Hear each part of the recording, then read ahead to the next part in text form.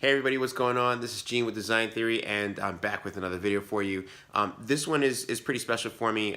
Last night I was asked to speak and be part of a panel discussion out at Full Sail for the Black Student Union, sponsored by Alex Nemo Hans from Foolies. Shout out to him for putting this together. He's had a bunch of events throughout the month, so if you haven't had a chance to check out what he's been doing, especially with all the other creatives and entrepreneurs, shout outs that he's been doing for every day of this month. Be sure to check him out. Links in the description below. But what I wanted to show you is just a recording from last night's discussion.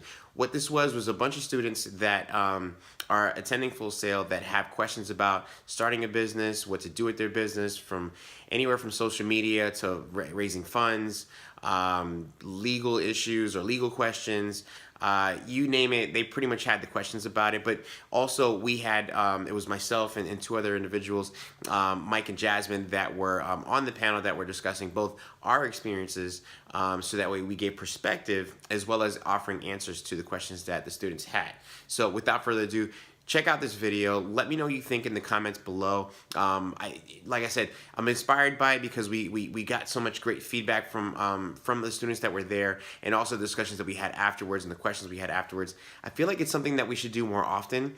I hope that we do, and we're gonna actually kind of create a way that we can kind of maybe do this on maybe maybe every other month or something like that on a regular basis to, with other individuals, whether it be students or just other people in the community here in Orlando that are looking into starting a business and not really sure what to do. Maybe you're in a business and not really sure how to take it to the next level. There's a lot of people that you could learn from that are doing things that, in the creative space or in the marketing space or in the legal space or in the political space, that you could really learn from. So anyway, check out this video. Let me know what you think, and see you guys later. I hope you guys enjoy yourselves. Thank you again. So, are you gonna do it? So we're here with our guests tonight. I will allow them to introduce themselves, starting from this way, if you don't mind. All right. Hey everybody, how's it going? My name is jpDesignTheory. That is French for Gene, purple line in English. I am the founder of Design Theory. It is a small boutique web design and business strategy and photography company that I started, which will be 10 years today. Oh no, 10 years this year actually. And it is, like I said, a small boutique outfit between myself, my wife, our partners, and we have a couple developers and designers on staff that we create websites for small businesses. Our ideal clients are, small mom and pop shops, entrepreneurs that are looking to kind of get started with, an online presence. Like I said, I've been doing this for a little over 10 years. It's something that I enjoy doing. I started off doing computer repair. I went to school for it, got my degrees in and everything like that. And then once I got into design, because of the change in the way the world was, and so instead of getting a custom computer built, now you can just go to Walmart and buy one. I just decided, well, maybe websites is the way to go. And it's been a great creative outlet for me, as well as photography. And haven't looked back. It's been great. It's pretty much what's looking. All right. My name is Mike Felix. I'm from South Florida. I came up here to go to school. My parents, they're from the islands. They said, don't come back unless you're an engineer, doctor, something like that. So always loved technology. That's what actually got me up here. And I studied engineering at UCF. And so I did everything right. I went to school, got a job, but I kept getting bored. So as an engineer here in Orlando, you kind of get programmed to work for some of the big companies like the Lockheed Martins, the NASA's, the Department of Defense. And so I did all of that. But then I started to do stuff on the side. I had my little side hustle. And I also started to design websites. So I made my first $500 website and I got excited. Then I made my first $1,000 website, then I got excited. I made my first $10,000 website, I got excited. Then I made my first $50,000 website and I was like, oh, okay, cool, I'm out. So that's when I left corporate America, and I was like, yeah, this isn't really, not for me. And so ever since then, I've always been involved in working with small businesses. So outside of my business, working with other entrepreneurs, I also started a couple different groups, one of them being the Black Owned Business Orlando group. We have about 12,000 highly engaged folks on Facebook and other social platforms. I also started a group here in Orlando called Black Orlando Tech, where we're trying to create this entrepreneurial / startup community focused and centered on of course in underrepresented groups, African Americans in technology and entrepreneurship. And I was also involved in rechartering the National Society of Black Engineers here in Central Florida. So that's me in a box. My partner, my business partner, he studied neuromarketing and neurolinguistics. He likes to use the big words. Me, I'm like sales. So that's me in a nutshell. Hello everyone, my name is Jasmine Burney-Clark. I am an Orlando native, born and raised right here. I am a graduate of the Great Bethune-Cookman University in Daytona Beach and a graduate of Florida A&M University in Tallahassee. I am a full-time civic engagement professional. So I am currently the executive director of what's called State Voices Florida. We provide political opportunities for 60 political nonprofits across the state of Florida. So from Tallahassee to Miami, we provide them with data and technology support. We provide them with fundraising and resources. We make sure that they work collaboratively, they support each other in their initiatives across the state, and we make sure that we maintain a community that allows them to lean on each other. In addition to that, I am also the founder of Chicks in Politics. It's an online space for Black women working in politics and Black women involved in civic engagement. So I engage them through social networking as well as activation events. I also keep them up to date on all things political and all things Black women. So anything that is involved with a Black woman working in politics, whether at the highest level of the rank or a staffer in an office, I am uplifting and sharing that sort of information. As we know, Black women are the highest voting bloc in the entire nation, and this has been documented since Barack Obama's election. We are winning races across the nation and are seeing this in every state, and we hope that Florida becomes one of the next states that certainly shores up how Black women support candidates and it uplifts our communities in leading in a lot of these elections across the state. Awesome. One of the things I forgot to say, let's give our guests a round of applause for attending tonight. Thank you. So the goal tonight is to have a conversation. Very open. Alex already warned most of us that we want to get to the nitty gritty. So the first question would be, when you started your business, what did you start out with any capital? What steps did you take to start your business financially? Sure. So let me give you my second business as an example, because my first business started with nothing. It came out of my desire my talent of fixing computers, and it just happened where it's like, oh, Gene fixes computers. Tell Gene to call Gene, he'll do this, that, and the third. And so it was like family and friends that were calling me and referring me, and then it got to the point where I was like, all right, I've got all this money where I'm fixing computers left and right. I've got to do something with it. So I started a business there. Did it as a sole proprietor. This was in Florida, which was nice because at the time, this was what, 05 or 04, you could do a lot of stuff online. So, and now almost everything you can do online. So I did that there, but really I want to fast forward to my second business because I think that was more pivotal for me. I started that one when I moved to Connecticut. And after, I'd say about a year or two, I had someone who wanted to join in and be a partner. And so I've never had a partner before, and I figured, well, it's not a bad idea. Why not? He can help me out. He does web design like I do. He had some resources, and he wanted to buy in. And so I decided to go ahead and do that. And after about 6 months in, I started to realize that I'm doing more work than they were doing, or that he was doing. And so eventually I realized, and also I started having babies, and I'm in and out of the hospital and doing all this stuff. At the same time at the hospital, working on a client website, my wife's on a bed, and and he's over at home doing nothing. And fast forward even more to where I just realized that wasn't really a good idea for me. And so I dissolved that company, and that's when I started Design Theory. All of this, from the beginning to the end, I started with no capital. It was just my initiative. It was like, okay, what can I learn on my own? I researched, I got books from the library, I saved money, so money that I was making from my day job, I went out and saved that, put aside, bought a laptop used, bought some software, and just learned on my own. And the more business that I made, and I was just taking business left and right, I was like, all right, you want a website for $500? Cool. You want a website for $700? Cool. You want a website for whatever. just so that way I could, one, learn, and two, start making money that didn't have to take out of my family's pocket to then start it. Now, again, fast forward to now where all of the expense that we have for the business is all through the business, and very little comes from us. If anything, we try to supplement, our expenses through the business, so that way it makes more sense when I'm out, at events like this, or I'm out at client meetings and not at home, or not, at the baseball game with my son, or not, taking my family out to dinner, because, it still makes sense, around the way. But you can start it with nothing, depending on what kind of business that you're doing. If it's a product business, you probably are going to want to, have some kind of funding, maybe from borrowing from friends and family to develop the product and get a prototype, and then, maybe sell the idea, and then you can move on. But if it's a service-based business like what I did, you pretty much just need whatever your core materials are. Maybe it's software, maybe it's a computer, and then you service the heck out of yourself until you can pay for what you need. I didn't start with any capital, really, but I was always good at sales. So how many of you consider yourself to be good at sales?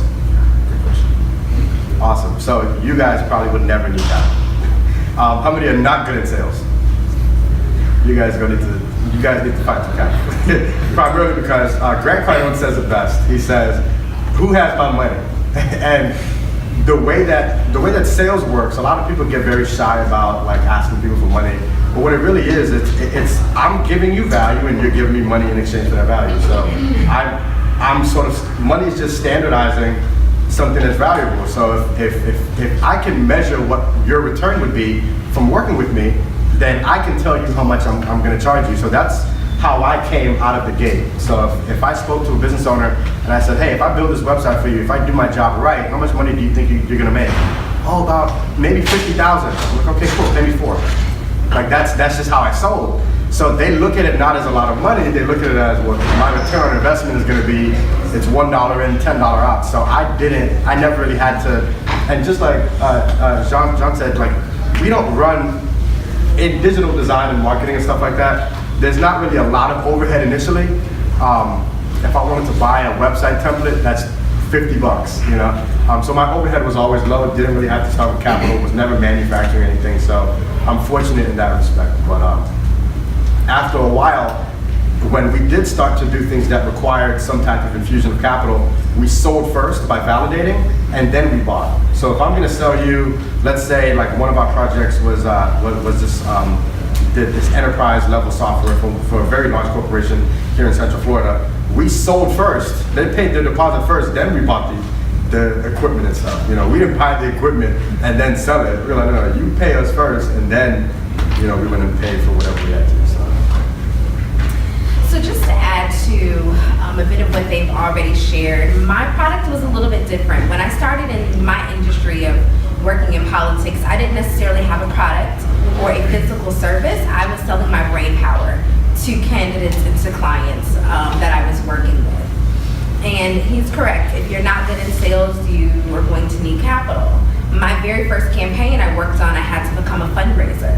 And I had to cold call individuals and sell my client to these individuals so that they would help raise this money for my candidate, so that one, she could continue to pay me, and two, she could continue to over-communicate her message to candidates across the state.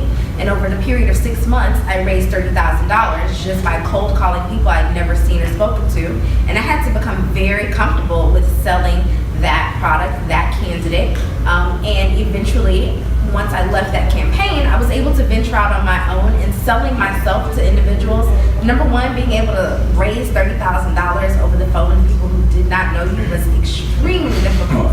So I knew that I could do some other things beyond that point. And so I packaged my services and provided clients with political operations, and was able to work on a number of different campaigns. Two of them, or one of those campaigns, was electing the first African-American senator from Central Florida, Senator Geraldine Thompson, and then also working on her re-election campaign as well. I was a fundraiser for her, I was a campaign assistant for her, and worked on a number of different individual projects on her campaign. So it was definitely difficult, but I didn't have capital. It wasn't something I needed, thank God. But eventually, when I wanted to launch Chicks in Politics, I needed a website, I needed a logo, I needed certain things, so I took the money that I had made from working on a campaign to infuse that brand by buying shirts, by buying mugs, by being able to travel and talk to people about different political issues. So I was able to use my full-time job that still allowed me to work in the same industry to fund what was a passion project. My next question is, and I'm going to be kind of bouncing around because as you're building a brand, like there's so much that goes into it, and like I said, the point here is to get realistic and let's get to the nitty gritty, the meat and potatoes. As you were building your brand when you first started, what were some of the obstacles aside from the financials that you came into contact with? Like, were there any points where you felt like, okay, this isn't for me? Like, can you give any tips on for those that are starting to build their brands and those that have established a brand on how to overcome certain obstacles? I think for me, one of the bigger things was a legal obstacle. Software, there's so much that's out there now where you can kind of jump into for free. If anything, use for free before you actually have to pay for it, which I think is a huge advantage.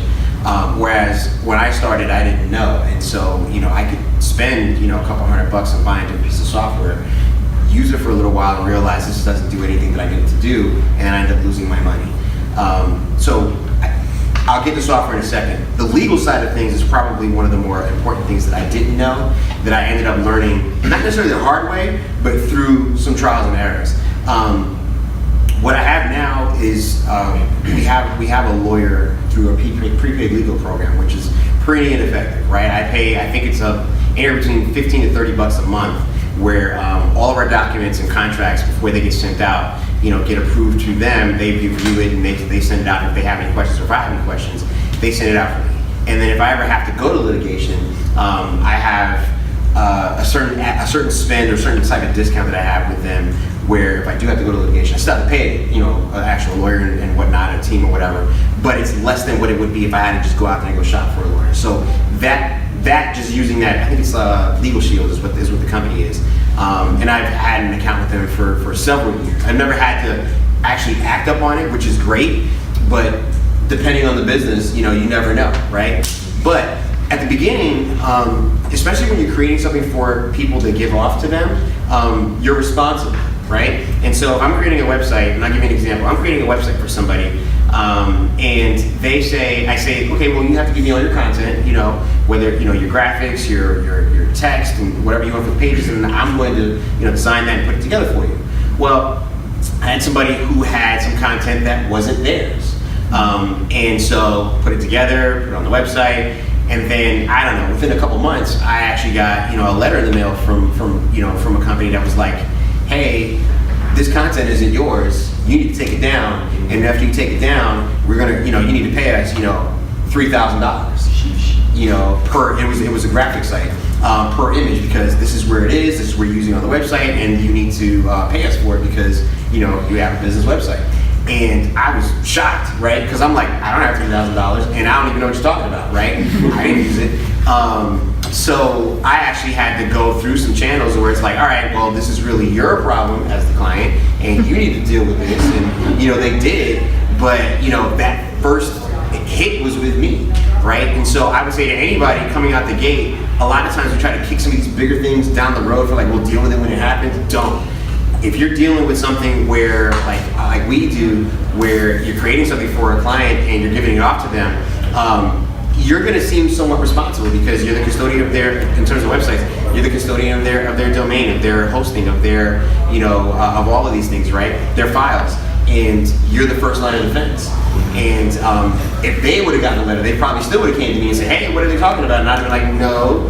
Now, as a result of that, I had to go and I got a legal team, and I got I got an actual contract that was, legit, to where it specified like, hey, all this content that's on here is your content. If anything comes back to me, you're responsible for it. You're going to be, you're going to be liable for any of these things. And so I had to learn it kind of the hard way. And so I made sure that I had that airtight in my contract. So that, I would say, again, legal, get that first. Okay. What's the question? Like, as you started to, no, you're fine.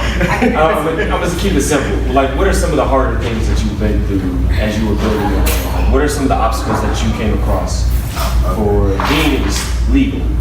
What about you? Especially in the creative industry. I can, well. I mean, feel free to speak out of turn too. Like, Well, he's thinking about it. yeah. So, as you know, so I work in the field of politics, and what we are seeing right now is actually no different than what I was experiencing when I started in this industry.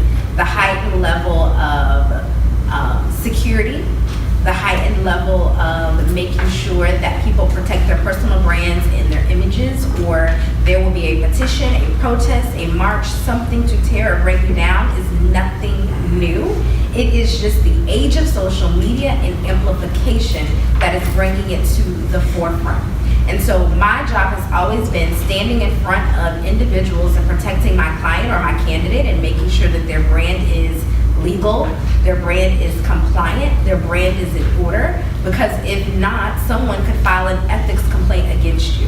And an ethics complaint against you could completely end your political career and your campaign, which means that your staff have to suffer, your brand now suffers, your community could suffer as a result of you not being legally compliant within whatever the laws are for your state. But then let's talk about the personal and ethical side. What you were doing in your personal time is also a factor that could be an obstacle or a challenge to your brand.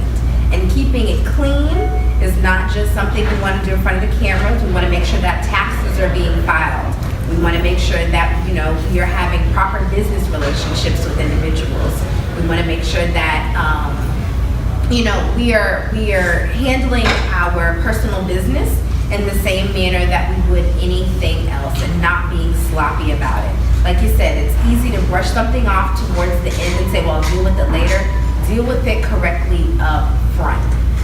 And there are all sorts of opportunities and tools like Legal Shield. Finding you some low-cost accountant could also be an opportunity for your business when you're starting out in this field. When I started out, I was a contractor, so my tax status was a bit different from everyone else's. I didn't get a W-2 and then go into, you know, Uncle Sam and get a huge refund. No, I had to pay the government back, and I'm still, you know, in a different tax status because of the work that I do. So I have to make sure that my finances are always in order. You always want to make sure that you're saving for a rainy day. You never know what could come up, and I can't stress enough, taxes are the number one thing that you must stay compliant with. And a lot of candidates get in trouble when they don't pay their home taxes, they don't pay, you know, business taxes, they don't, you know, pay those sort of things that we don't think about, and it feels like a burden when you're going through the process, and it's a huge check when you receive it, but you forget someone also has to get a cut of that check when it's time for them to get a cut. So I would say those are some of the challenges that I've seen with some of my candidates, and not just my candidates, with other candidates getting ready to either run for office or do something political. And again, the internet, social media over amplifies what you're experiencing, and people go into hiding after things like this. So it's some real serious stuff to take into consideration. So yeah, I've been through the legal stuff, so I won't touch on that anymore. How many? Am I talking to a room full of aspiring entrepreneurs? Everybody wants to own their own business, thinking about it. Most of the awesome. So most of the time, and I'll talk about my a struggle I've had, and it's an odd struggle. So most people choose entrepreneurship for a couple different reasons. But one of the reasons I think I started out wanting to be an entrepreneur was to escape something. So most people, they get these jobs and they're working, like, I want to make more money. And then like you say, I want to be an entrepreneur because you want to escape something, which is the wrong reason to be an entrepreneur. But when you do jump out, what happens is, like I fell into, my struggle was always falling into a level of complacency. So like, it happens to me now. I'll talk to people that want to be an entrepreneur. I'm like, how much do you need to make? And what they start doing, they start counting up their bills. My rent's $1,000, my car's $500. I need to make $2,000 a month. I'm like, what? $2,000 a month? Really? Like, so what I fell into was I pursued entrepreneurship, but I made the money I needed, and then I relaxed. Then I made the money I needed, then I relaxed. And what that put me right back into is this. When I was working as an engineer, I had one boss. Right now I have 40. So think about this. When you have clients, all of them are your boss. You just have more job security. Like 3 clients could say, like, go screw yourself, and I would be like, okay, come on, I still can pay my rent, you know? But I made more job security by pursuing entrepreneurship, but at the same time, I didn't solve the problem that made me want to do it in the first place. I was literally just subsidizing my expenses a different way. So now, like, I would say late last year, this year, I'm like evolving outside of that struggle by actually creating what's considered to be a business, right? So I'm now starting to see some type of scalability to my business, and I'm coming out of this shell of, like, I'm doing this just to make money. I'm doing it because I believe my purpose is to genuinely be able to help entrepreneurs create some pathway to, you know, exhibiting what they should be doing in their business. So, this is a question for the creatives. How do you manage? Because I know I deal with this personally. How do you manage creativity and business savvy? I think one of the problems artists have, right? The whole title starting artists exists because, and when I say artists, I mean like music industry, videographers, photographers, whatever your craft is what I mean when I say artists. One of the problems I noticed is that a lot of people, artists, focus more on their craft and lack in the business. How did you gentlemen manage to find the balance between the two? yeah, charge more. Charge more? No, seriously. That's literally, like, and the reason I say it that way is because, like, you can't, like let's say, like, we're all creatives, right? Right. You can't go to that conference that's going to teach you advanced, you know, let's say Adobe skills if you can't afford to go. You can't go to some of these meetups that cost $50 per session if you can't afford to go. You can't get to your client's office that's in Daytona if your car can't get you there, right? So in order to afford to build up who you are, you have to be able to charge your clients and have, actually, here's another thing too, right? When it comes to creatives, I think we use the word charge too much, and fees and bill and payment. I don't use those words, I use the word investment. So if somebody's doing business with me, that's why I say that I'm in sales, because whatever, like, let's say I'm working on a branding project, my sale would be, your target market would appreciate visually what we're creating more. I can't measure it right now, but the assumption I'm making is they'll appreciate it more, so my assumption would be that you're gonna make 2-3 times what it would be if you don't spend the time branding yourself. So then if I can quantify how much more they would make, then I can define how much I should be valued. And so I have them invest more because I'm able to at least quantify what it is that I'm bringing to the table. Now, I'm sorry, Jim, before you go. I'm sure in the beginning it was uncomfortable for you to charge more. How did those conversations go down? No, they wasn't. They weren't. They just No, that's serious. How much was Full Sail shy about telling you guys what? Well, no, not at all. Like, Full Sail's not, they're like, no one's bartering it. If you go to the Tesla website, go to the Tesla website and look at the new Roadster. They're like, oh, you want to test drive it? Cool. Give me your credit card information. It's $5,000. Like, in the society we live in right now, your confidence in what you're bringing to the table is what's selling. Not to say it's not your work, but you can validate yourself, and you could ask for forgiveness later. But validate yourself through the confidence that you're exuding, and when you get paid that, make sure you bring that to the table. If you don't, then yeah, you're in trouble. So if you charge somebody 10 grand for a website and you're making websites on Wix, that's your fault. That's your fault. If you're charging, $1,000 for a flyer and you're making stuff in like Paint, I don't even know if Paint still exists. That's your fault, right? Yeah. But if you're gonna charge that, because here's the other thing too. I noticed early on it was a numbers game. In my career, I started off as an engineer, and then I took a little stint as a financial advisor. And those financial advisors, that sales training program is like dumb stupid. Like, it is like, yo, how many people have you spoken to? I don't see any clients in here. Why aren't you in the field? Go to the coffee shop. Go walk down the street. All I care. Go talk to people. And so I've always seen it as a numbers game. You want to make more money, talk to more people. Even if you're on social media, you want to make more money, talk to more people. Get in their instant message, get in their inboxes, talk to people. Oh, you want to make DMs. yes, for the right reasons. talk to people. So since I always saw it as a numbers game, if I ask 10 people for $10,000 and one person gives it to me, that's easier than me making $1,000 from 10 people. I don't need a 100% success rate. I literally, I'll go down the line and find somebody that's willing, or at least in their eyes, I'm validated to be able to do the work, and then I prove myself later. Let me jump in there. So that's a loaded question, right?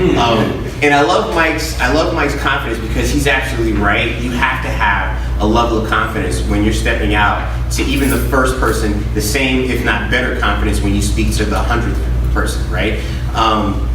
That means a lot, because when you're sitting down with them and they've called you, or they've emailed you, or they're having coffee with you, they're kind of sizing you up, right? It's no different than dating, right? Because a lot of times you're going to be in a relationship with this person, professionally, and they're kind of size you up to see, does this person know what they're talking about, right? Because when they do finally ask you about price, they're going to have all of that in their mind when you tell them that, to say whether or not this is worth it for them or the other. And the same with you when you're sitting down with that person on the other side, when they're interviewing you for hiring them or for you working with them, you're doing the same thing. Like, do I want to work with this person? Is this going to be a worthwhile project for me? And you kind of have to have. You don't really know this out at front. And sometimes in cases you do. I didn't, right? So a lot of the stuff that I learned in terms of business relations and talking with clients, it was kind of like a hit and miss. Like that when you're negotiating prices, not saying something after you say the price. Go ahead and let the silence be until they say. Yes. The first person that says something is the person who loses, right? So I didn't know that. You know what I'm saying? It was like I would say something, they wouldn't say anything. Well, it doesn't have to be that much. I mean, we could do it for less, and before they, for all I know, they would have been like, I didn't think it was gonna be that cheap. You know what I'm saying? I'm over here, trying to, deduct my price, right? Because I'm nervous about how to do that negotiation. And those types of things, you have to build that confidence. You have to build, you have to go through, trial by fire sometimes? But it's important though, because if you can go through a trial period of that, I'd say within the first couple months of you doing business, right? Let's say your first job, if it's a service-based business, or even if it's a product, that first product, when you sell it, let's say you sell it for 20 bucks. All right, that's cool, but what if it's really worth, and it really took you, $100 to make, but then you sold it for 20 bucks. All right, you made that sale, however long until you made that first sale, the next sale should be at $40, the next sale should be at $60, the next sale should be, until you get to the profit that you really want to be at, right? The price you want to be at to start making a profit. But you kind of have to work your way up in there. And to do that, you have to find out who's your right audience, right? Because if I'm trying to sell, a camera stand to someone who is, a sketch artist, they don't need that, right? I'm selling to the wrong person. I need to find out where the people that, because we're talking about your camera, your tripod, where are the people who actually are interested in tripods? Oh, okay, they're over here. I need to go talk to them. Because when I talk to them about why my tripod is better than any tripod they've ever seen, because it's lighter, it's cheaper, it's sturdier, it's all of these things, they're gonna be like, I had no idea. It makes sense to them. But if I'm over here talking to the wrong group, it doesn't matter what price I say to them. They're not gonna wanna buy it. And so I'm spinning my wheels, at a demographic or at a market that really doesn't see any value in what I do, right? So you do have to investigate in your market, right? For a lot of you guys who are in school, whatever it is that you're starting business on or about to start business on, you need to know when you get out there, is this product or service that I'm going to sell, where does it stand? Is the median, $100 an hour? Is the median $50,000 an hour? Is the median, like when I first learned about what logos cost, like an actual corporate identity, I was like, it's probably what, $200, $300, $400, $500. An actual logo, and this is what, in 98, 97, 10 grand, right? And so when I got this book and I was reading it, and I was like, what? And I'm over here thinking I'm doing all right selling, logos and graphics like $500 a piece, and no, I'm nowhere near the market, right? But if I'm talking to somebody and I try to sell them that, and they're thinking in their mind, oh, $500, I was ready to sell this, buy from somebody guy, down the street, or this last guy, man, I'm price matching this. You're the third person I talked to. Everybody else is telling me between 8 and 10 grand. You're the person who comes in at 500. Now they have to make the decision: is my 500, is this 500 that I'm charging worthwhile? Right? Is it? Do I sound confident? Do I have, you know, a portfolio that says that I can do the work at this caliber? Then they're getting away with it, right? But if not, and maybe they don't know. Maybe I'm the highest, right? And they talk to somebody who could do it for 500 or for $50 on Fiverr for $5, right? And then I'm doing it for 500. You got to know what your market is. Well, if I can jump in Yeah. really quickly on the creative. So I know your question is centered on the creative. So here's the problem with creativity, Yeah. right? The problem with creativity is that it's very difficult to measure like what that's worth. It's very subjective. But when you look at little things, like even if you look at brands like Apple, like they spend a lot of time on little stuff. And in order, and this is another thing from a business standpoint, in order to measure really what something, like if you want to be transactional, what something should cost, if you were to work backwards and identify how much that brand means to them, you got to start counting hours a little bit, right? If I'm going to be on the phone with you for 5 hours over the next, 20 days or whatever, that's my time, and then you start looking at market rates for creatives, you'll start to realize that, like you mentioned, there's a logo for 10 grand. Does anybody know how much the BP logo cost? I want somebody to Google that. I mean, Google that. I can't Google that. Can somebody Google the BP logo? Actually, just Google the most expensive logo. $211 million. How much? $211 million. $211 million. That's how much it costs. Yeah, that's how much. Look up. There's an article on the most expensive logo. It's gonna start at 211, and it's gonna go down to 100 million. I forgot the other one. There you go. It's Just that. it's dumb stupid. Now, imagine this, right? That logo is gonna be on trucks, buildings. So when you look at a creative project, you also have to say, like, where's my work gonna be? Like, I was driving down the street downtown and I saw one of my clients' logo on a billboard.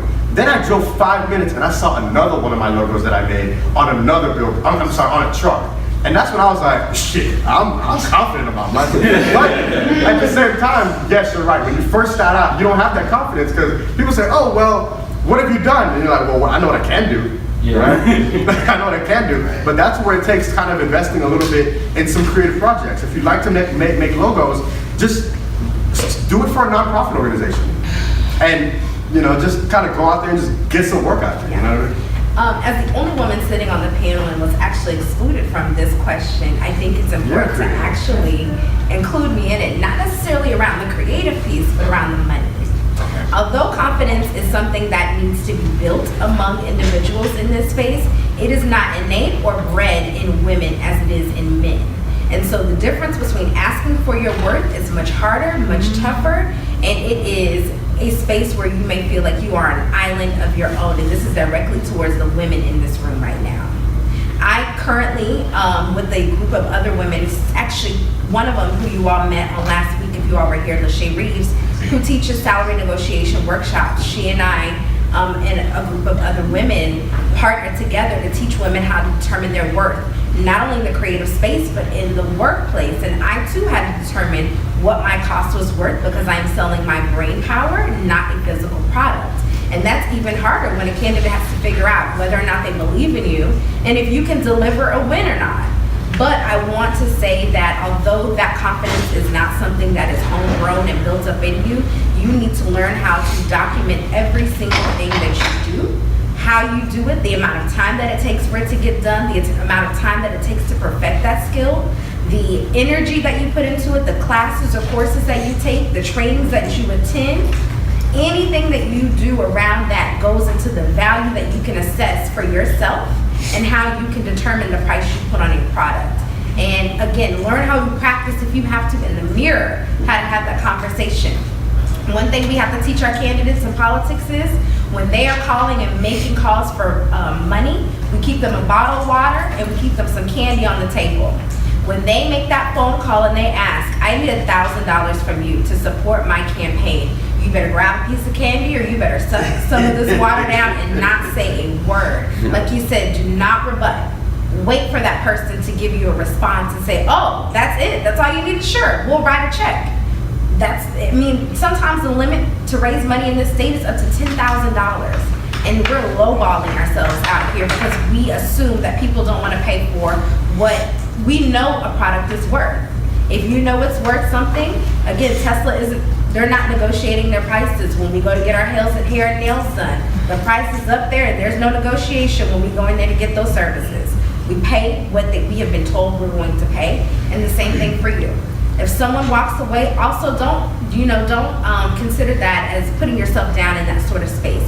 Don't beat yourself up about that, because that's something that we also tend to do in these spaces. Know that that person was not for you. That's simply it. But make sure that you build yourself up to the level of confidence, not cocky, but confidence, in order to have those really tough conversations, because they're going to be even harder for you than they are for them. So let me ask this question then. Starting out, how do you establish, how do you convince other people your value when you're just starting?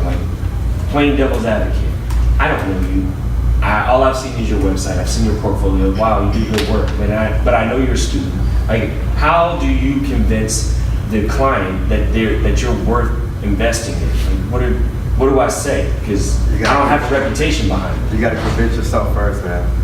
I'm sorry. I'm gonna come back to this. I might be totally polar to everybody else on this panel, but like Jasmine mentioned, I talk to myself all the time. I'll be in the car, I'm like, yo, I'm talking to myself all the time. I had a speech impediment. How do you think I got over that? I was talking to myself. I talk to myself all the time. And what that does, though, is you're able to sort of self-reflect physically. And I had to literally convince myself that I was worth more than what I was ready to be worth. Like some people say, yeah, I'm a millionaire already, I just don't have the money, right? And that's very true. Kanye, look, I love Kanye, right? Yes, huge guy. Kanye's confidence got him to where he was at. He's like, I am the shit, and he's just, that's what he thinks. And so his mind co-creates his reality.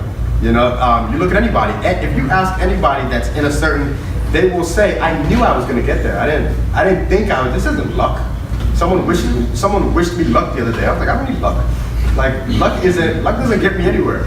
You literally have to co-create your own reality by thinking about it, So if you're not confident in yourself, if you can't convince yourself that you're worth something, then it's very difficult to convince or even, highlight or showcase your work in a way that someone else would be willing to, separate with their cash to pay you. It's just hard. So all of what Mike said, and building in some analytics to your work. When I initially started this conversation, I told you I raised $30,000 in 6 months for one person. Numbers do not lie, and you need to be able to quantify, quantify the work that you were doing out here in this field. Even if you are a college student building websites, build in some analytics that tell people how much traffic comes to that website. Build in how much time it took you to build that website. What were the tools you used? How much did it cost the client? How much did you save a client? Is also something that people want to hear, because time costs money.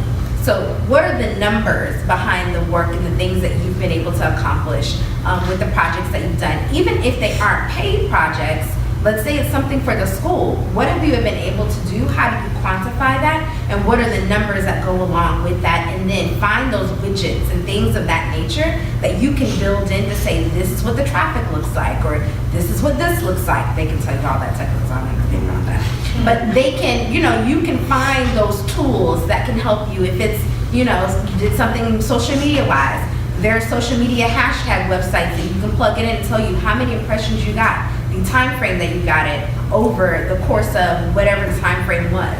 Figure out what those online tools are that are low cost or free that help you quantify what you've been able to do so that you can build that portfolio that shows someone you can actually do what you say you really want to do. So echo everything that they're saying. I'll add in someone who a lot of my friends and family would describe as an extrovert. I feel like I'm far from that. Get comfortable with hearing no, and don't let it get to you. Don't let somebody when you come to them with your product or service, and they tell you no, don't take that as a personal hit towards you, like as if you're not worth it. You're very much worth it. You know, you've studied, you've worked towards it, and everything like that. But you're gonna have to deal with it. You're gonna hear a lot of no's before you hear yeses, right? It's something that at the very, very beginning could be very discouraging. You might hear, 20 no's before you hear a yes. And depending on how much you spanned your 20, right? Like what Mike was saying, you may try to get your make 20 phone calls in a day before you hit your no. But if you make your 20 phone calls over several months, that's hard, right? So those several months, you're thinking, every time you get a no, you're like, oh man, I might not be worth it, it might not be. It is, but you have to deal with the no. And then also on top of that, you have to learn how to find out a no and then understand why. Because the no isn't enough, right? The no may be, you're out of my budget, you're not qualified, you're not, you haven't shown me enough work, or you're not working in an industry that I really am looking for. The samples that you showed me aren't worth it, or aren't relative, or the way that you spoke to me wasn't relative, or whatever. The eye contact, you came in here chewing bubblegum, I don't know. Find out what the no is. Do you have a question?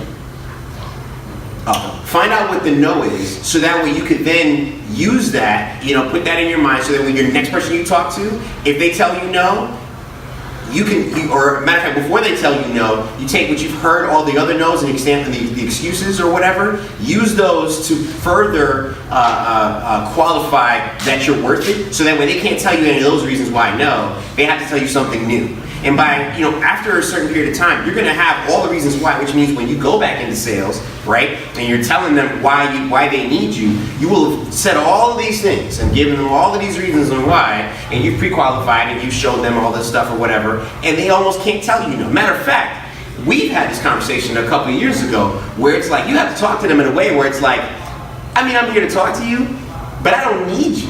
Matter of fact, you need me. And if I walk away from this table, you're the one who's gonna lose. You have to kind of have that kind of swagger and confidence when you're having that pre-qualified conversation. And again, it's something that you kind of develop, but you also have to know your stuff, right? Second thing I would say, especially at the beginning, make a list of maybe the 100 companies that you want to go for, and that you would want to sell your product or service to, right? And I'll use my example in terms of photography, right? Let's say I want to work with a certain model. Maybe I'll go out there and I'll do 5 free photo shoots with different models in different ways or whatever, right? In the ways that I want to really do, however creatively, right? Take those samples, then to the model that I really want to shoot, say, hey, listen, I really want to do this shoot with you, and here's what I've done with these other models. They're cool and everything, but here's what I really want to do with you. And so where it's like they can also see or maybe even feel the product or service that you're trying to sell to them, and then that way they have that representation where they, again, and of course you come back with your spiel to where they almost can't tell you no, and now they have the physical product or they're seeing the example, and it's like you're dumb if you say no. You don't say that to them, but it's like you're dumb if you say no, because I'm going to take this to your competitor and they're going to say yes. So you better say yes now, or else you're missing out on a huge opportunity. And just to kind of piggyback on that really quickly. So all of you have gone through like kindergarten and elementary school and middle school and high school and all that, and then you're like here, right? Has anybody not been through middle school? Everybody's been through middle school. High school, right? So think about this. Since we were born, all of us, we go through this school system, and what you were conditioned to think was, if you do not get 100%, that's bad. What happens here at Full Sail if you get a 30% on a test? What's that considered? That's a horrible thing, right? It's a horrible thing. So what happens when that's the thing with entrepreneurship is it flips like this conventional training or conditioning right on its back, because entrepreneurs don't think that way. Like, you were conditioned to think, I need 100%. So there's a quote that says perfection paralyzes you. When you always strive for that 100%, what it does, 1, it discourages you really quickly. 2, it prevents you from doing anything at all. You know how many people I sit with that never start their business because they want to be perfect? Yeah. They want to be perfect. So while entrepreneurs, they go out and they say, I want 1 person out of 50 to say yes to me, versus getting all 50 to tell me yes.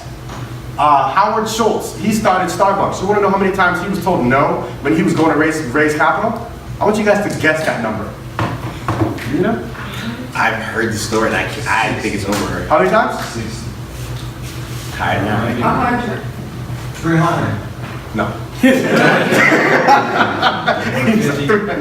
No, 242 times he was told no. 242 times. All of these large corporations, they were told no more than they were told yes. But the good part about it is that you as an entrepreneur can trick your mind into thinking that no is yes. So here's what I mean by that. When I was working as a financial advisor, this was like my first real sales job.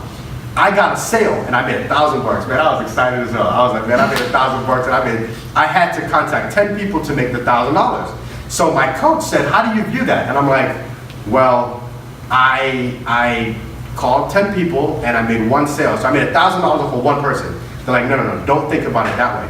Because if you think about it that way, that means you failed 90% of the time and you succeeded once. So I was like, well, how should I think about it? He was like, well, you made one sale out of the 10 phone calls you made.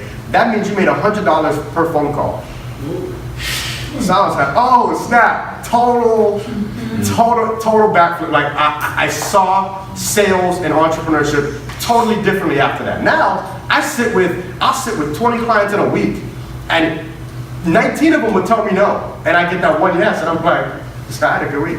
I had a great week, man. My week was good. High five, drinks, right? So as aspiring entrepreneurs, always look. He talks about the no's. The no's can be yeses. It's all your perspective on how you view how you walk away from that table. So, Where are we at on time? 655. 6:55. Okay, cool. Because I was going to move into something a little more practical now. okay. Starting with you, Ms. Chan. When starting your business, what articles should you file your business under? Like, should I do an LLC? Should I do a corporation? Should I do a DBA? Like, what's the safest route? What's the optimal route starting out?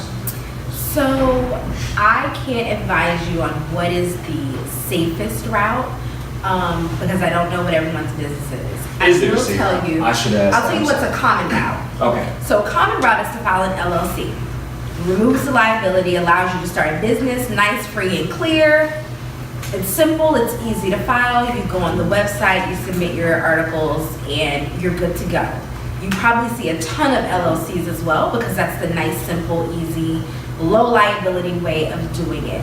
As you get more advanced in this space, you'll start to get into all the different levels of business licenses. But that's, I think, the best place for you to start your business. I also have a DBA, do business as, for my Chicks and Politics brand. So it's under my professional business license LLC, but I also have a DBA so that it all is funneled through one place. I do that for tax purposes, makes it clean, easy, and simple for me, and could also be easy and simple for you.